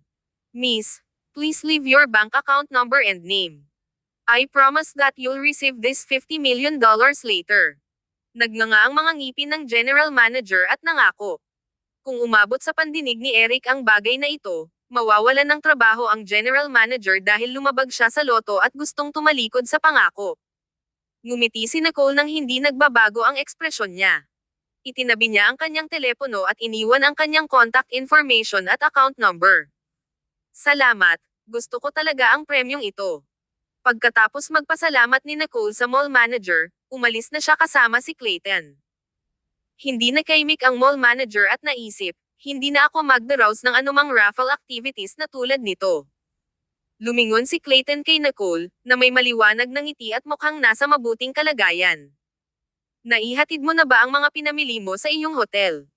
Hindi rin inaasahan ni Clayton na magiging ganoon kalakas ang kanyang purchasing power. Nagtaas ng kilay si Nicole. Oo, malamang nandoon na. I wonder if Mr. Ferguson will feel heartbroken kapag nalaman niya. Nagtaas ng kilay si Nicole. Hiningi nila ito. Huminto siya saglit. Ngunit paano magkakaroon ng mga walang utak na subordinate ang Ferguson Corporation? Malinaw na nagmamadali siyang ipasok ang sarili sa gulo. Bumulong ng ilang salita pa si Nicole, tumawa ng mahina, at naglakad pabalik. Sinundan siya ni Clayton. Bakit hindi ka umuwi? Ayoko munang bumalik. Sabi ni Nicole habang nakatingin sa oras. 7:58 PM noon. 2 minuto ang natitira. Tumigil siya saglit at may nakita siyang kafe sa tabi, kaya pumasok siya at naupo. Medyo natarante si Clayton, ngunit hindi na siya nag-usisa pa. Eksaktong 8 PM. Ipinadala ni Logan si Nicole ng larawan ng cityscape ng Atlanta. Ayon sa kahilingan ni Eric, ang lahat ng mga pangunahing LED screen ay ipinakita na may mga salitang, "Ako, si Nicole Stanton, ay nais magpasalamat kay Eric Ferguson, ang pinakamahusay na tao sa mundong ito." Inihain ang kape. Ito ay mainit at creamy. Nagpasalamat si Nicole sa waiter, kinuha ang tasa, at humigop. Mas gumaan agad ang bukol sa kanyang lalamunan. Ang 1 minutong ito ay naramdamang pinahaba na parang nagyelo ang oras. Masyadong kitang-kita ang mensahe, kaya makikita ito ng buong lungsod. Ang huling pagkakataon na naganap ang ganitong eksena ay noong binili ni Floyd ang buong LED display ng lungsod para sa kaarawan ni Nicole. Sa pagkakataong ito, ang 2 taong nakatawag na ng maraming atensyon, ay muling itinulak sa limelight. Ferguson Corporation. Gumaan ang pakiramdam ni Eric habang nakatingin sa ibaba mula sa kanyang opisina. Ang anggulo at posisyong ito ay nagbigay ng magandang tanawin ng kalahati ng lungsod. Sa sandaling makita niya ang mga salitang iyon sa 6 na malalaking screen mula sa kinatatayuan niya, alam niyang hindi na bumalik si Nicole sa sinabi nito. Nakahinga ng maluwag si Mitchell sa gilid dahil buong araw na inaabangan ni Eric ang minutong ito. Napaawang ang labi ni Eric. Ang kanyang malamig at nag-iisip na kalooban ay tuluyang nawala. Nilinggan niya si Mitchell at sinabi sa malinaw na boses na puno ng kasiguraduhan. "You see, she actually likes me." Hindi nakaimik si Mitchell. Bakit niya sinabi iyon? Malinaw at malamig ang tono ni Eric. Ang kanyang profile sa gilid ay kalahating nalubog sa anino. Mukha siyang hindi maintindihan. Inikat niya ang isang baso ng red wine sa kanyang kamay sa ilalim ng nagniningning na liwanag. "She never took my words to heart before, but now she's starting to listen, which means that she's showing her love to me." Kabanata 632. Lahat ng sinasabi niya ay tama. Kumaibot ang gilid ng labi ni Mitchell habang nakatingin kay Eric. Natukso si Mitchell na sabihin, "President, masyado kang nag-iisip. Ayon sa pagkakaintindi ko kay Miss Stanton, handa siyang gumastos ng pera para malutas ang kanyang mga problema." Ibinuka niya ang kanyang bibig, ngunit sa huli, nilunok niya ang mga salitang iyon. "Kalimutan mo na, tama lahat ng sinasabi niya." Napaisip si Mitchell. Sa oras na iyon, tumunog ang telepono ni Mitchell. Ang general manager ng mall sa kalapit na lungsod ang dating kaklase ni Mitchell. Nagpadala siya ng mensahe kay Mitchell na humihingi ng tulong. "Tulungan mo ako. Tingnan mo kung ano ang naranasan ko. Nagpadala ang manager ng mall ng 2 larawan at isang video. Ang isa sa mga larawan ay pinirmahan ng pangalan ni Nicole at ang kanyang bank account number. Ang isa naman ay larawan ni Nicole at sa likod ng isa pang lalaki. Ang video ay mahigit 10 segundong clip ng pagtugtog nila ng piano. Siya. Hindi siya, ang Nicole Stanton na hindi makukuha ng ating Pangulo, di ba? Siya at ang isa pang lalaki ay nanalo ng mag-asawang jackpot na nagkakahalaga ng $50 milyon. Nawala lang ang performance ko. Lumubog ang puso ni Mitchell na para bang isang higanteng bagay ang nahulog sa lupa. Ang lalaking katabi ni Nicole ay si Clayton Sloan. Itinaas niya ang kanyang mga mata upang tingnan si Eric, na nakatayo doon, at nakaramdam ng sandali ng kaba at gulat. Tapos na. Tumunog din ang telepono ni Eric ng mga sandaling iyon. Ang ilang mga tao ay nag-post ng larawan ng cityscape ng Atlanta na may kapansin-pansing mga salita ng pasasalamat sa kanilang social media, habang ang ilan ay nagpadala lamang nito ng personal kay Eric. Ano ang sitwasyon? Ferg, ginawa mo ba ito gamit ang pangalan ni Nicole? Sagot ni Eric. Haha, binabati kita. Pareho kayong natural na pares. Sagot ni Eric. Salamat. Hindi naman tayo nagkamali sa pagkakaintindi ng mga salita, di ba? Ang pahayag na iyon ay hindi isang pagbabanta, ngunit pasasalamat. Sagot ni Eric. Literal na kahulugan. Hindi naman siya walang pakialam gaya ng dati at talagang nag-reply sa bawat komento at mensahe ng may matinding pasensya. Tinawagan ni Keith si Eric. Mahina at nalulungkot ang boses nito habang sinasabi, Ferg, paano mo nagawa? Nagpasalamat pa nga si Nicole sa iyo ng bukas. Nagkabalikan na ba kayong dalawa? Natahimik sandali si Eric habang sinasabing, malapit na. Napabuntong hininga si Keith. How'd you do it? Turuan mo ako. Asawa ko. Hindi. Ex-wife ko. Hinaranggan niya ako ng todo. Ngumisi si Eric. Great. Ngayon makakahanap ka na ng bagong asawa. Pagkatapos nun, binaba na ni Eric ang tawag. May hinanakit pa rin si Eric sa dating asawa ni Keith sa pagpapayo kay Nicole na huwag lumingon. Para kay Eric, hindi mabuting tao si Livia. Nag-alinlangan si Mitchell at sa wakas ay nagsalita. Presidente.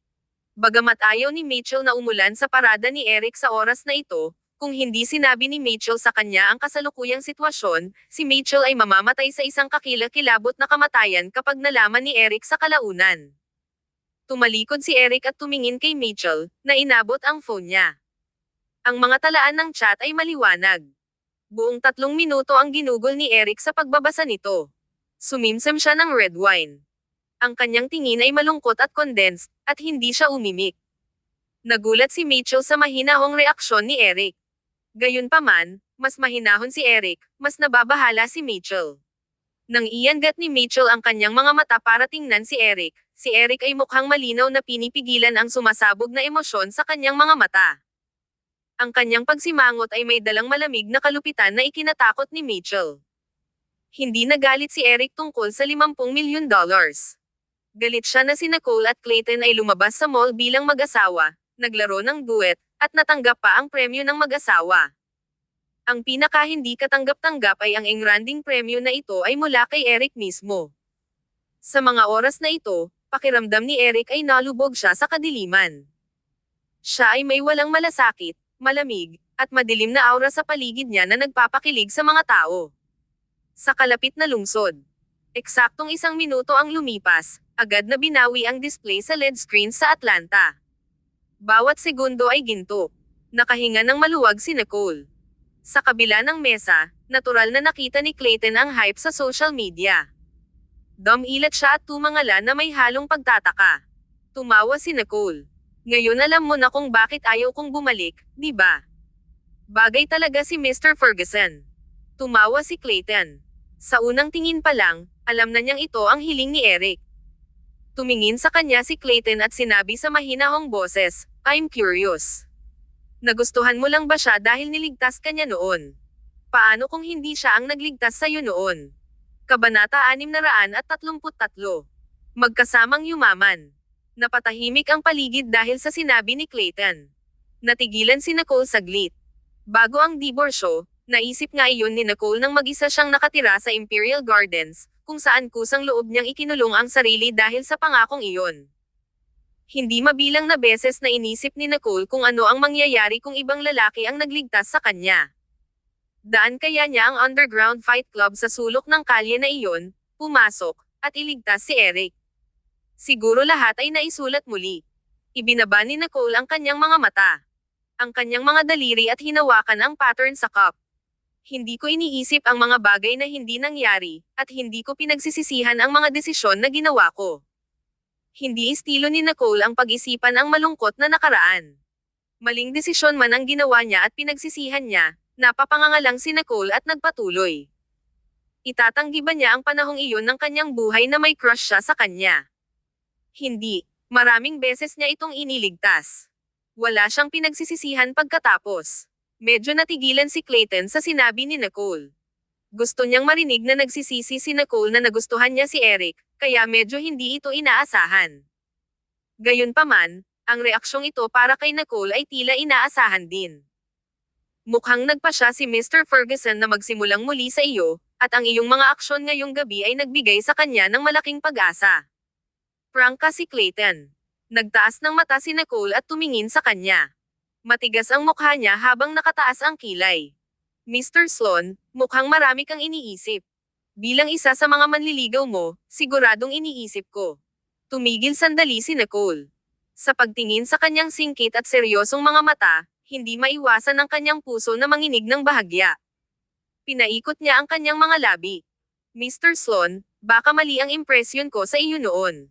Wala akong intensyon na magsimula ng isang relasyon. Kung gayon, bakit kailangang mag-aksaya ng oras sa akin ang isang mabait na tulad ni Clayton?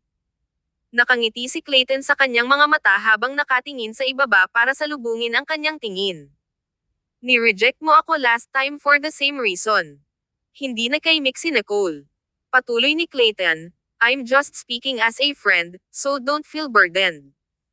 After all, we still have to work together. Nakahinga ng maluwag si Nicole at hindi napigil ang tumawa.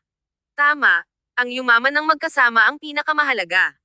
Kung ikukumpara sa pera, ang pag-ibig ay masyadong hindi mapagkakatiwalaan. Tanong ni Clayton, so, ganito rin ba ang mindset mo sa paglapit kay Mr. Ferguson? Simula nang dumating sila sa puntong ito, wala nang itinatago si Nicole. Napayuko siya at tumawa. Tama. Anong mga sama ng loob ang hindi natin maisantabi para sa kabutihang panlahat? Gusto ni Mr. Ferguson ang ganitong uri ng bonggang pagpapakita ng pasasalamat, na maaaring lutisin ng mas maraming pera, ngunit nakuha ko na ito ng may interes mula sa premyo ngayong gabi. Ito ay talagang isang kaaya-ayang sorpresa. Kung hindi dahil hindi siya nakilala ng manager ng mall, magdududa si Nicole na ito ang sinadya ni Eric. Napaniwala si Clayton sa hindi na pagkukunhang pagmamahal ni Nicole sa pera at hindi napigil ang matawa. Sa mga tuntunin ng kapangyarihan sa pananalapi, halos walang babaeng maihahambing kay Nicole. Gayunpaman, ang kanyang pagsasaalang-alang sa pera ay halos isang pagkahumaling tulad ng kanyang libangan. Si Nicole ay prangka at hindi mapagpanggap. Ang bahaging ito ng kanya ay medyo kaibig-ibig, at dahil dito, si Clayton ay lihim na gamaan. Malinaw din na wala ng pag-asa si Eric. Nag-chit-chat silang dalawa saglit. Paminsan-minsan ay nag-reply din si Nicole sa ilang messages. Ang kanyang telepono ay binuha ng pag-aalaga at pagbati ng lahat. Ang mga tao mula sa parehong bilog ay tiyak na hindi makaligtaan ang pambihirang minuto ngayong gabi. Dahil sa relasyon ni na Eric at Nicole, tiyak na magiging usap-usapan ito. Pinili lang ni Nicole ang ilang mensahe mula sa mahahalagang kaibigan na sasagutin. Pagkatapos, partikular siyang nagpadala ng mensahe sa kanyang ama para ipaliwanag ng detalyado ang lahat ng nangyari. Floyd Stanton, Ev. Ang galing niya talagang magdrama. Nicole Stanton, inayos ko na ang follow-up, kaya huwag kang mag-alala dad. Kabanata 634. Pagpapalayaw sa sarili. Ang ganda ng liwanag ng buwan. Tinapos ni Nicole at Clayton ang kanilang kape at naglakad pabalik sa hotel kasama ang maliit na daanan. Naisip ni Nicole na parang maginoo lang ang paglalakad ni Clayton sa kanya pabalik sa hotel, pero nang makarating siya sa kwarto niya, mukhang wala itong balak umalis si Clayton. Namamangha siya pagkatapos ay naglabas siya ng room card mula sa kanyang bulsa. Nako, sa tapat ng kwarto siya tumutuloy. Nagtaas ng kilay si Nicole. Karaniwang manatili sa parehong hotel. Nilalakad lang niya ito pabalik sa daan patungo sa kanyang silid. Napangiti si Clayton at pinanood siyang bumukas ng pinto. Good night. Tumango si Nicole. Sweet dreams. Pumasok siya at nakahinga ng maluwag bago nagpadala ng text kay Logan at naghilamos para matulog. Pinatay ni Nicole ang phone niya bago matulog para walang makaistorbo sa pagtulog niya. Ang liwanag ng buwan ay banayad, malabo, at tahimik. Umagang-umaga, ginising siya ng alarm clock na itinakda niya. Napabangon si Nicole at narinig ang doorbell. Si Logan iyon. Inabot niya rito ang 2 bag na inihanda niya. President, naghihintay ang sasakyan sa labas.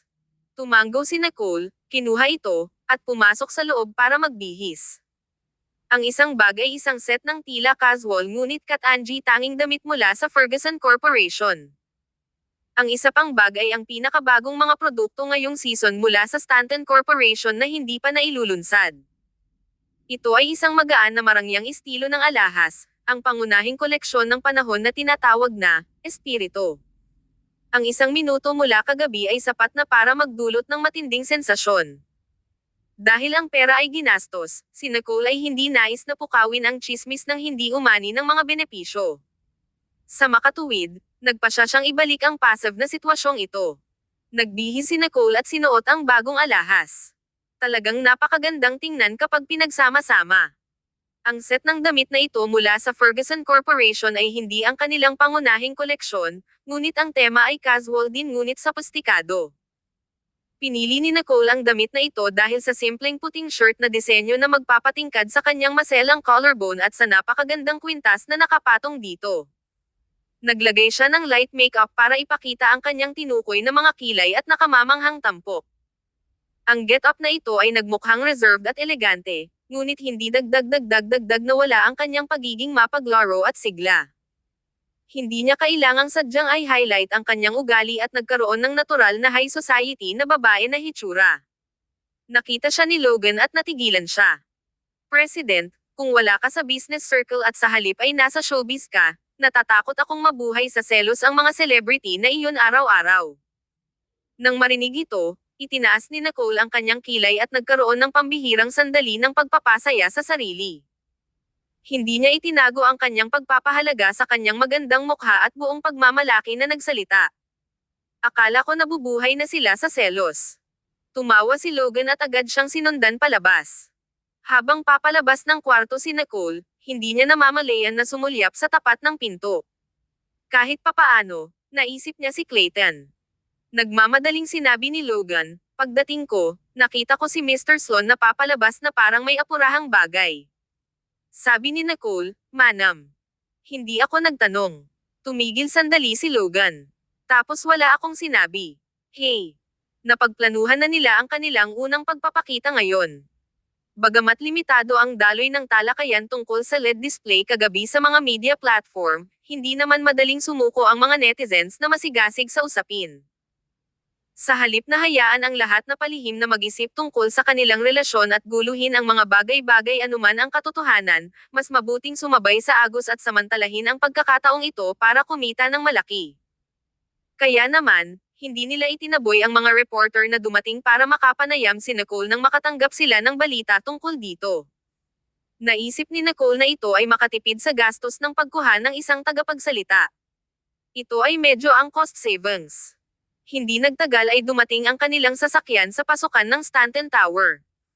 Nakaupo sa kotse, nakita na ni Nicole ang maraming reporters na nagkukumpulan. Pagkatapos ay nagtipon ang mga bodyguard ni Nicole sa paligid ng kotse, mapagbantay sa lahat ng oras. Napatingin si Logan kay Nicole. Presidente. Tumango si Nicole. Pumasok na tayo.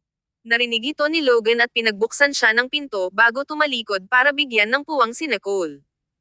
Sa isang iglap, hindi mabilang na kumikislap na mga ilaw ng mga kamera ang natipon kay Nicole. Kabanata 635. Kailan ka mag-aasawang muli? Walang pakialam na bumaba ng sasakyan si Nicole. Inasahan niya ang pagdating ng mga mamamahayag, kaya hindi siya natarante at naghanda. Nang nasa labas na siya, ngumiti siya ng mahina at sinundan ang bodyguard patungo sa lobby ng office building niya. Ayaw bitawan ng mga reporter ang pagkakataong ito at binombo siya ng mga tanong. Miss Stanton, ang citywide display ba kagabi ay ang pag-amin mo kay Mr. Ferguson? Magpapakasal ba kayong dalawa sa isa't isa? Miss Stanton, maaari ko bang itanong kung ano ang ibig sabihin ng pariralang ako, si Nicole Stanton, ay gustong pasalamatan si Eric Ferguson, ang pinakamagandang tao sa mundo. Miss Stanton, kasama mo ba si Mr. Ferguson kagabi? Miss Stanton, pwede mo bang sabihin sa amin ang mga nagastos kagabi? Napangiti si Nicole. Ang kanyang buhok ay casual na nakatali upang ipakita ang kanyang maliliit na tenga pati na rin ang maselang at low profile ngunit mamahaling hikaw. Hindi niya sinasadyang imodilo ang mga alahas sa kanya sa bawat galaw at kuha ng side profile niya. Nang maisip ng lahat na hindi sasagutin ni Nicole ang anumang tanong, huminto siya sa kanyang mga hakbang, lumingon, at tumingin sa lahat mula sa kinatatayuan niya sa pasukan. Sandaling natahimik ang atmosphere.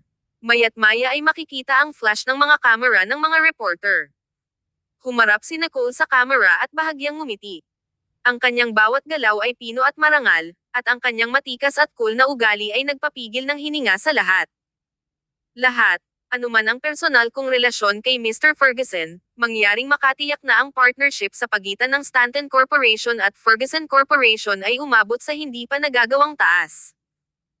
Nakatuon kami sa paglutas ng isyu sa kawalan ng trabaho ng bansa, kaya magbibigay kami ng plataporma at pagkakataon para sa mga tao na magsimula ng kanilang sariling mga negosyo na masaksihan ng lahat ang ating mga korporasyon na patuloy na sumusulong at magkasamang sumusulong.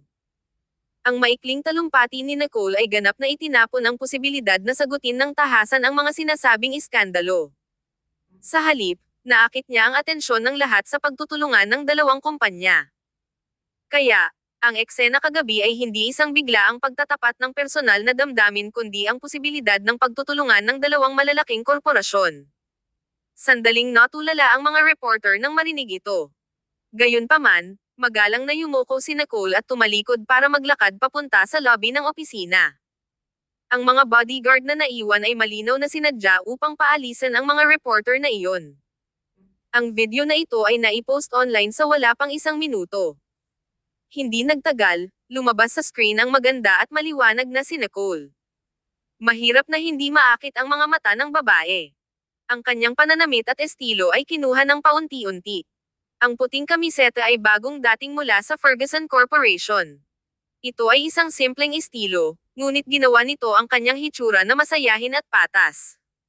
Tamang-tama ang pagkakabalangkas ng kanyang palda sa kanyang figure at mukhang napaka-smart casual. Ang pagpapares na ito kay Nicole ay hindi naman bongga. Ito ay tumingin na natural, nakapapawi, at napakamapang-akit. Lahat ng alahas sa kanya ay nabaybay din. Sinimulan ng Stanton Corporation ang pag-advertise ng bagong alahas, ngunit walang nakakita sa totoong bagay. Ang pagkakita sa buong damit ni Nicole at mga pagpipilian sa pagpapares ay nagdala ng makabuluhang kahulugan sa kanyang hitsura sa kamera. Ang haka-haka ng lahat ay hindi lamang tungkol sa tsismis. Ang damit na ito ay sapat na upang ipaliwanag ang sitwasyon. Ito ay para lamang isulong ang mga bagong produkto ng dalawang korporasyon. Ang wave ng marketing na ito ay isang tunay na eye-opener. Lumalabas na ito ay dahil gusto ni Miss Stanton na imodilo ng personal ang kanilang mga bagong produkto. Talagang kapuri-puri si Miss Stanton na kayang bitawan ang nakaraan at makipagkasundo kay Mr. Ferguson. Alam ko na. Hindi lahat gustong maulit ang nakaraan. Si Mr. Ferguson ay napakahusay, ngunit hindi siya tumutugma sa ating presidente Nicole. Ang ganda ni Nicole. Mangyaring magdebo. Na-pre-order ko na ang mga alahas. Sobrang ganda. Nakakamangha ang outfit ni Nicole. Ang mga mortal lang na tulad natin ay hindi kayang gawin ito ng perpekto. Kabanata 636. Are you even my brother? Di nagtagal, ang mga pre-order para sa pinakabagong koleksyon ng alahas ng Stanton Corporation ay lumampas sa inaasahang mga benta at muli nitong sinira ang mga nakaraang tala. Ang serye ng mga damit mula sa Ferguson Corporation ay nabili rin sa lahat ng mga pangunahing channel ng pamamahagi. Sa buong mundo, Ang mga stock ng dalawang korporasyon ay tumaas sa nakakagulat na mga rate sa loob ng isang araw. Win-win situation iyon. Sinakop ni Nicole ang alon na ito ng maganda. Umupo siya sa kanyang opisina at umikot-ikot sa kanyang upuan ng madali. Panay ang vibrate ng phone niya sa table. Hinahangaan siya ng lahat hanggang sa kaibuturan. Kumatok si Logan sa pinto at pumasok. Nagsibalikan na lahat ang mga reporter. Nakipag-ayos na rin kami sa mga media platform. Tumango si Nicole. Siguraduhin na ang mga alahas ay handa ng sapat. Bigyang pansin upang matiyak ang ating kalidad. Kung walang sapat, suspindihin muna ang mga pre-order. Tumango si Logan na may diretsyong mukha. Naiintindihan. Nakahinga ng maluwag si Nicole. Nakapatong ang mga paa niya sa mesa sa walang pigil na katamarin. Tinapik niya ang kanyang mga daliri sa mesa at nagtanong, "Any news from Ferguson Corporation?" Sumagot si Logan, "Wala pa." Pagkasabi pa lang niya nito ay may kumatok sa pinto. Bago pa makapagsalita si Nicole ay tinulak na ang pinto. Kumunot ang noo ni Nicole at tumingin sa paligid na may bahagyang malamig na tingin habang iniisip, sino ang nangahas na pumasok sa opisina ko? Walang pakialam na sulyap si Grant at bahagyang kumunot ang noo nang makita ang poster ng pagkakaupo ni Nicole. Bahagya siyang umubo. May darating. Bago pa magkaroon ng oras si Nicole na bawiin ang kanyang mga paa sa mesa, isang set ng mahinahon at walang pakialam na mga yapak ang dumating sa kanyang opisina. Nakita ni Eric si Nicole na maluwag na nakaupo sa upuan. Bahagyang nagsalubong ang kanyang tingin. Medyo relaxed siya, ha? Gayunpaman, hindi nagtagal ay napansin ni Eric na hindi nag-iisa si Nicole sa opisina. Nakatayo si Logan sa tapat niya, ngunit tila wala siyang pakialam sa kanyang imahe. Malamig na sinulyapan ni Eric si Logan, na kinilig at walang kaalam-alam kung paano niya nasaktan si Eric. Naisip ni Logan, si Nicole ang nanakit kay Eric, no? Sa oras na ito, tahimik na ipinagpatuloy ni Nicole ang isang eleganteng poster ng pag-upo habang nakatingin kay Grant at Eric sa kanyang harapan. Medyo nagulat siya. "Mr. Ferguson, kailan ka nakarating dito? Bakit wala akong alam tungkol dito?" Nakangiting tumingin si Nicole kay Grant. Walang magawang hinailan ni Grant ang kanyang kurbata. "Bumalik ako mula sa isang pulong sa tamang oras upang makipagkita kay Mr. Ferguson sa pasukan, kaya sabay kaming umakyat." Nagtaas ng kilay si Nicole. "Mr. Ferguson, pasensya na sa hindi mo pagtanggap sa iyo ng maayos dahil hindi mo ipinaalam noon." Madilim at malamig ang tingin ni Eric habang sinusulyapan siya.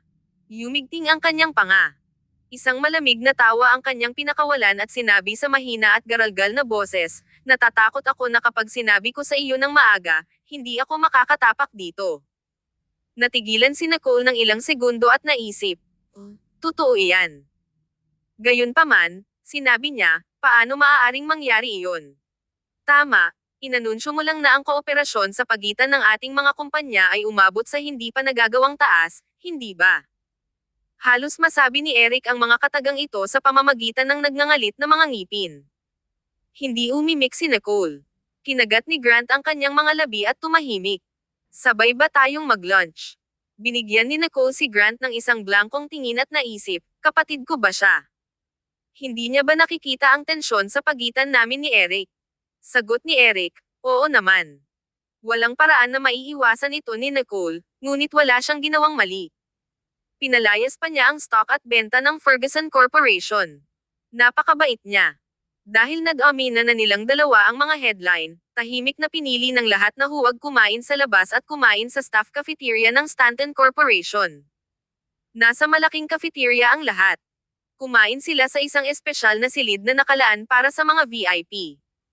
Sinabihan ni Nicole si Logan na umorder ng pagkain para sa kanila, kaya naghintay silang tatlo sa loob. Ang kapaligiran ay hindi nakakatakot na katahimikan. Napako ang tingin ni Eric sa mukha ni Nicole na may kaunting galit sa mga mata nitong kalmado. Naguguluhan si Nicole. Umubo siya at nagpas siyang basagin ang nakakahiyang katahimikan. "Mr. Ferguson, nagawa ko na lahat ng hiniling mo at nakatanggap ka pa ng windfall. Kontento ka na, di ba?" Kabanata 637. Chicken soup for the soul. Lumalim ang titig ni Eric habang ang mukha nito ay naging malungkot. Nasiyahan. Ang intensyon niya ay gawing komplikado pa ang kanilang relasyon. Mas mabuti kung sila ay gusot sa isa't isa na hindi nila maipaliwanag ng malinaw. Gayunpaman, malinaw na nabaybay ito ni Nicole. Sobrang sikip ng dibdib niya. Iniisip ang eksena ng tumugtog ng piano duet si Nicole kasama si Clayton kagabi at napanalunan pa ang premyo ng mag-asawa na binayaran niya, halos hindi na napigilan ni Eric ang kanyang pagsabog. Naisip ni Eric, na noon pa man ay magaling sa skimang, ano ang nakuha ko dito? Napangiti si Nicole, kitang-kita ang kanyang mababaw na dimples at bahagyang pagmamalaki. Sa mga ganoong sandali, hindi ko nakalimutan ang prinsipyo ng paggawa ng pera ng sama-sama. Nakita ko na tumaas ng malaki ang stock ng Ferguson Corporation mo. Tumaas din ang benta mo ngayong season. Mr. Ferguson, hindi mo masasabi na kuripot ako. Ito ay isang solidong regalo ng pasasalamat.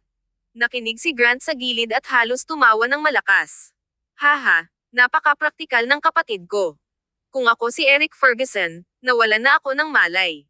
Sina Eric at Nicole ay walang kamalay-malay na sumulyap kay Grant, na medyo hindi nasisiyahan sa kanyang reaksyon. Nagtaas ng kilay si Grant at seryosong tumingin sa phone niya. Haha, chicken soup for the soul.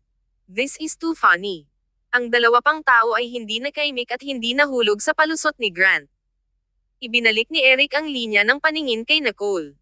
Ang kanyang mga mata ay madilim at malalim, at ang kanyang boses ay mapaglaro. So, ayon sa sinabi mo, kailangan pa kitang pasalamatan. Nagtaas ng kilay si Nicole at winagayway ang kamay. Hindi na kailangan. Bahala ka. Pulang-pula ang mukha ni Eric sa galit, at malamig ang mga mata. Binigyan ka ba ni Clayton Sloan ng ideyang ito? Naalala ni Nicole ang kanyang ngiti at sinalubong siya ng tingin. Malinaw at malamig ang boses niya. Huwag mo nang i-drag ang iba dito. Magpasalamat ka na lang. Pinoprotektahan mo siya. I don't have to. I'm just talking about facts. Humalukip-kap si Nicole. Malinaw at malamig ang kanyang ugali. Lumiit ang mga mata ni Eric. Malinaw na sinusubukan ni Nicole na alisin si Clayton sa anumang kaugnayan sa bagay na ito. Inilabas niya ang kanyang telepono, hinanap ang video, at inihagis sa mesa. You play the piano pretty well. Kailan ka rin magpapatugtog ng kanta para sa akin? Pinaikit ni Nicole ang kanyang mga mata. Bigla niyang naintindihan kung saan nanggaling ang pagkairita ni Eric. Hey, nagseselos siya. Napaka hindi maipaliwanag. Tumawa si Nicole. Isang ngiti na nagdulot ng panandali ang ulirat. Mr. Ferguson, kapag ikinasal ka, tutugtog ako sa iyo ng isang kanta bilang panauhin sa iyong kasal. Gusto siyang asarin ni Nicole. Biglang tumayo si Eric. Ang kanyang mukha ay kapansin-pansing nagbago. Ang lamig na nagmumula sa kanyang katawan ay napakatindi, at ang kanyang mga mata ay duguan. Nicole. Ang apoy sa kanyang puso ay sinunog siya at nagdulot ng matinding pananakit sa kanyang buong katawan, ngunit ang babaeng ito ay mahilig pa ring magsuksok ng kutsilyo sa kanyang mga sugat. Sinalubong ni Nicole ang kanyang tingin na may mababaw na ngiti. Sa gilid, tumahimik si Grant at binigyan ng babalang sulyap si Eric. Mr. Ferguson, huwag kang impulsive. Mag-usap ng maayos. How dare he na sumigaw sa kapatid ko sa harap ko? Hindi iyon maaaring mangyari sa aking harapan. Napaisip si Grant. Nakita ni Grant ang video at lumingon kay Nicole, bakit parang gusto mong tumugtog ng piano? Nagtaas ng kilay si Nicole at mukhang walang pakialam. I just played casually and happened to meet Mr. Sloan to do it with me. Oh, right. Mr. Ferguson, napaka-generous talaga ng grand prize mo. I can't believe you even waived the bill. Napangiti si Nicole. Napatingin si Grant kay Eric. Waived ang bill. Kinagat ni Nicole ang kanyang mga labi. Siyempre, hindi ko palalampasan ang ganitong klaseng pagkakataon para makakuha ng libreng pamimili. Di ba, Mr. Ferguson? So, nagkataon lang na nakilala niya si Clayton Sloan. Hindi ito sinasadyang appointment. Napaisip si Eric. Kumunat ang noo ni Eric. Malinaw at malamig ang boses niya. So, nagsinungaling ka tungkol sa pagiging mag-asawa para ma-waive ang shopping bill mo. Nakuha niya ng husto ang pangunahing punto. Napatingin din si Grant kay Nicole na napaawang ang labi at ngumiti. Well, gumastos ako ng higit $50 milyon. Nang marinig ito ni Grant, bahagyang natigilan siya. Hindi nakakagulat. Alam na alam ni Grant ang maliit na ugali ng kanyang kapatid. Sa pangkalahatan ay hindi masyadong namimili si Nicole, ngunit kapag nasa mood na siya, nagkaroon siya ng hilig na bilhin ang buong mall ng mga paninda at ihatid ang mga ito sa bahay. Dati, bumili pa si Nicole ng maliit na isla, pero ni minsan ay hindi niya ito binisita. Kabanata 638. Kapatid mo siya. Alam ni Grant na malamang na gusto ni Nicole na samantalahin ang pagkakataong ito para matuyo si Eric. Tumingin siya kay Eric at sinabi sa patag na boses, "Mr. Ferguson, ililipat ko sa iyo ang pera mamaya." Natigilan si Nicole. Nagsalubong ang kilay ni Eric. "No need, since it's an event, it should be impartial." Kumunot ang noo ni Grant at gustong sabihin na hindi mag-asawa sina Nicole at Clayton, kaya hindi sila kwalipikado. Gayunpaman, ibinaba ni Eric ang kanyang mga mata at nagpakawala ng mahinang tawa. Malalim ang boses niya. "Ano pa? I should waive her bills." Nanalangin si Eric para sa pagkakataong ito. Hindi nakaimik sina Nicole at Grant. Sa pagkakataong iyon, pumasok si Logan na may dalang tray ng mga ulam na lahat ay ayon sa panlasa ng tatlong amo. Sa kalagitnaan ng pagkain, nakatanggap si Nicole ng apurahang tawag sa telepono at umalis sa mesa. Naiwan sina Eric at Grant sa kwarto, magkatitigan. Halos wala silang gana na magkaharap, ngunit dahil sa courtesy, walang nag-propose na tapusin ang pagkain at pareho silang nagpumilit na tapusin ang kanilang pagkain. Pareho silang magalang, madaling pakisamahan, at magiliw. Tanong ni Grant, "Mr. Ferguson, mukhang may laban ka kay Mr. Sloan." Dahan daw ang pinunasan ni Eric ang kanyang bibig, gumagalaw sa napakapinong paraan. Palaging may mga langaw sa paligid ni Nicole na may masamang intensyon, kaya kailangan ko siyang bantayan.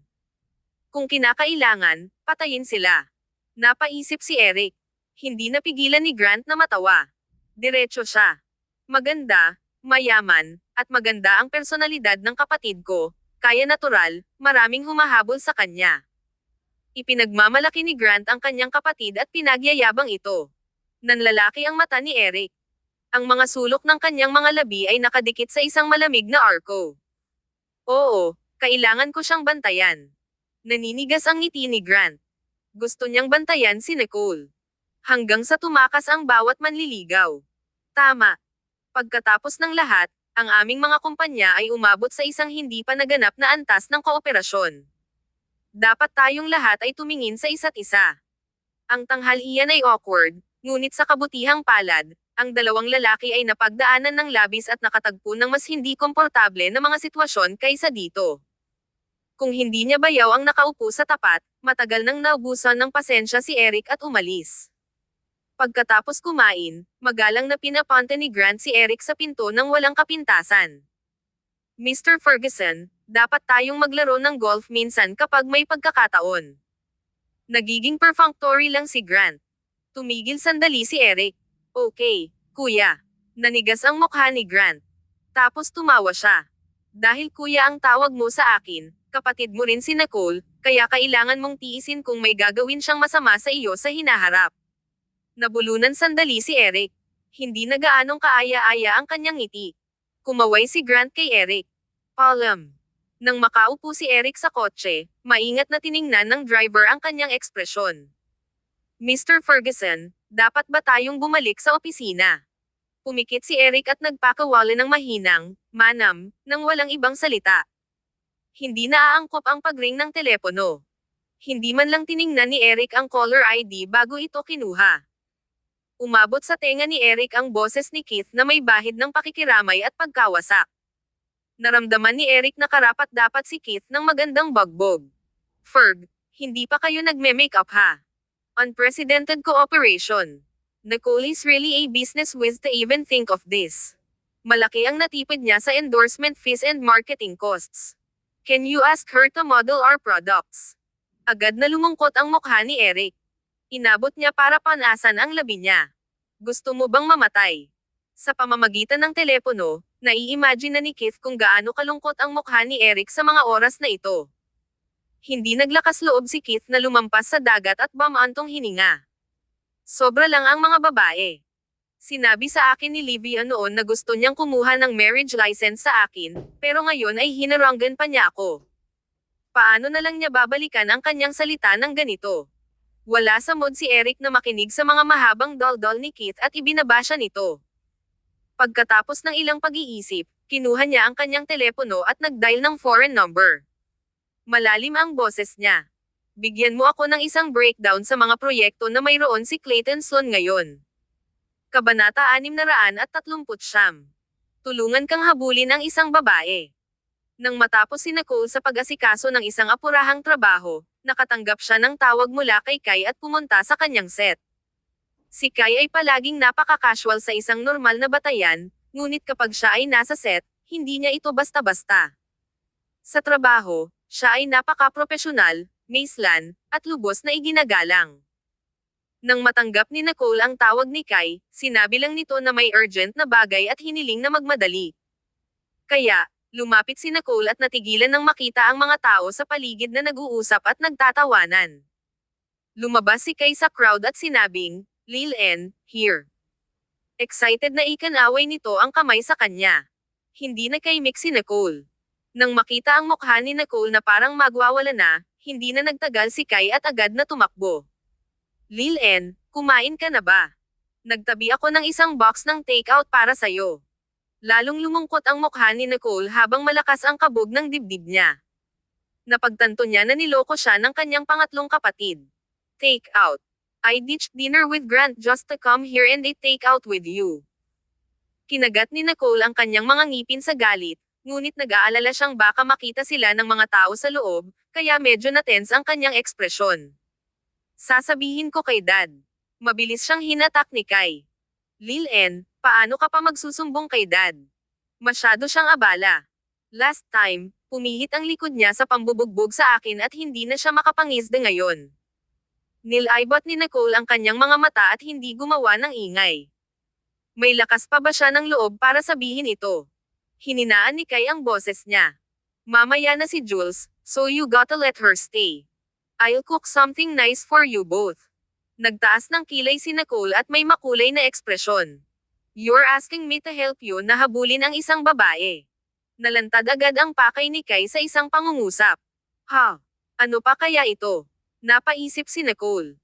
Napabuntong hininga si Kai at medyo nahihiya, pero matigas pa rin siyang nakipagtalo. Hindi mo ba sinabi na ayaw mong kumain ng take-out? Si Nicole ay parang nakakita sa kanya at bamaantong hininga. Kay, si Jules ang bestie ko, kaya ayokong pumasok siya sa lungga ng leon. Kung nasaktan si Julie dahil kay Kai, tiyak na pipiliin ni Nicole na tumabi sa kanyang bestie nang walang pag-aalinlangan.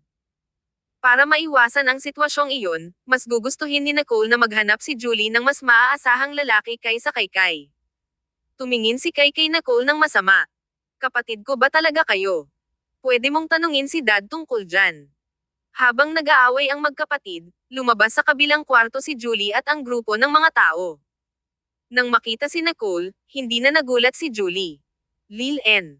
Ngumiti si Nicole at lumapit sa kanya para hawakan ang braso niya. Jules, bakit ka nandito? I came here for work. I thought you're super busy lately. I didn't believe Kai when he said that you're here. Si Kai ay may ngiti sa kanyang mukha na parang isang walang kwentang trust fund kid. Let's go. I let you girls experience my cooking skills. Napangiti si Nicole at naisip, syempre, super busy ako dahil nandito lang ako bilang prop. Gayunpaman, alang-alang kay Kai, hindi sinabi ni Nicole ang totoo.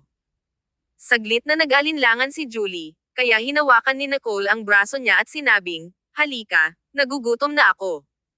For Nicole's sake, hindi naman tumanggi si Julie. Tumingin si Julie sa likod at sinabing, pakialam mo ba kung isama ko si Roman? Sabi ni Nicole, hindi naman. Hindi nakaimik si Kai. Si Kai ay isang napaka-metikuloso at partikular na tao pagdating sa pamantayan ng pamumuhay, kaya hindi siya nagstay sa isang hotel sa panahon ng paggawa ng pelikula. Mangungupahan siya ng apartment malapit sa set. Kahit paminsan-minsan lang siyang tumira doon, ang mga katulong ay pumupunta araw-araw at panatilihin itong malinis. Sabay silang apat na pumasok. Simula nang sumakay si Roman sa sasakyan nila, hindi masyadong kaaya-aya ang mukha ni Kai. Buti na lang at walang katapusang nag-uusap sina Nicole at Julie kaya hindi naging awkward ang atmosphere. Ngumiti si Nicole at tumingin kay Kai, na abala sa kusina, at umiling bilang pasasalamat habang pinupuri siya. Napakagwapo ni Kai kapag nagluluto. Don't you think so, Jules? Kabanata 640. Boyfriend ko siya.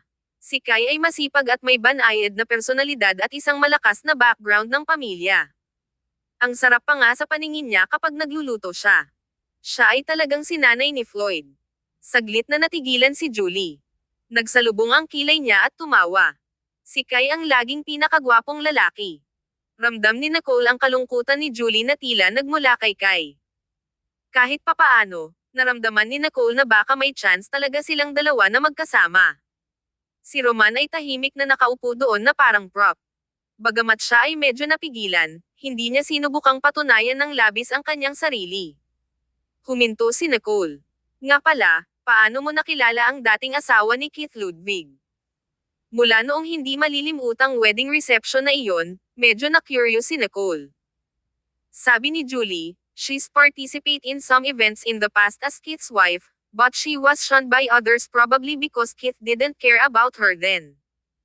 Nakita ko naman na medyo nakakaawa siya, kaya kahit papaano ay nagkakilala kami. Tumanggaw si Nicole. No wonder. Oo, medyo nakakaawa siya. Sabi ni Julie, I know that you mean well to promote her law firm, but you should also be careful just in case it backfire and implicate you. Napangiti si Nicole. Kung hindi siya kaibigan ni Julie, hindi ito sasabihin ni Julie. Don't worry. I'm prepared. Habang nag-uusap ang dalawang babae, lumabas si Kai mula sa kusina dala ang inihaw na steak.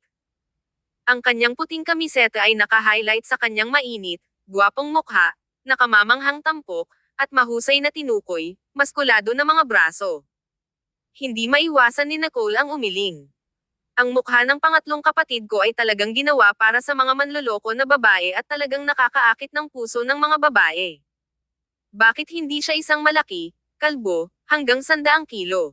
Hindi napigilan ni Julie ang matawa. Inilibot ni Kai ang mga mata kay Nicole at ibinaba ang kanyang apron. Pinabayaan ba kita dahil ipinanganak ka sa ganitong paraan? Nakangiting lumapit si Nicole at sinabing, Jules, ang sarap talaga ng steak ng kapatid ko. Lumapit si Julie sa mesa. Mabilis naman siyang tinulungan ni Kai na hilahin ang upuan. Naisip ni Nicole, na hinayla ang sarili niyang upuan, ganito ba ang pakikitungo niya sa kapatid niya? Umupo si Roman sa tabi ni Nicole, habang si Kai naman ay katabi ni Julie at tinulungan siyang maghiwa ng steak sa eleganteng paggalaw. Mukhang natulala si Nicole. Umubo si Roman, iniisip na dapat din siyang maging mas gentleman. Miss Stanton, kailangan mo bang putulin ko ito para sa iyo? Mabilis na tumanggi si Nicole. Hindi, salamat. Ako mismo ang gagawa. Binigyan ni Kai si Nicole ng isang blankong tingin, ngunit mahusay pa rin niyang hiniwa ang sarili niyang steak at ipinagpalit iyon sa kanya. Masayang kumain silang apat. Paminsan-minsan, may sensinang binuhusan ni Kai ng alak si Julie, binigyan siya ng mga side dish, at tinanong kung nasiyahan siya. Pagkatapos kumain ay iniligpit ni Kai at Roman ang mga walang laman na plato sa kusina para linisin ng katulong mamaya. Tumingin si Nicole at hininaan ang boses habang papalapit kay Julie.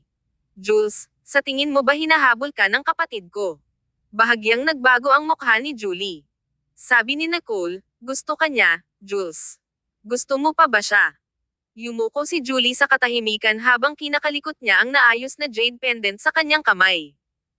Bagaman ang aking pangatlong kapatid na lalaki ay tila hindi mapagkakatiwalaan, siya ay napakaseryoso sa mga relasyon. Hindi ko pa siya nakitang nag-aaral ng isang craft para lamang masiyahan ang isang babae, maging maingat at gusot na iniisip kung magugustuhan niya ang regalo, o gamitin ang kanyang kapatid na babae bilang isang dahilan na just to invite her to dinner. Jules, do you want to consider him? Naisip ni Nicole na dapat niyang tulungan ang kanyang kapatid.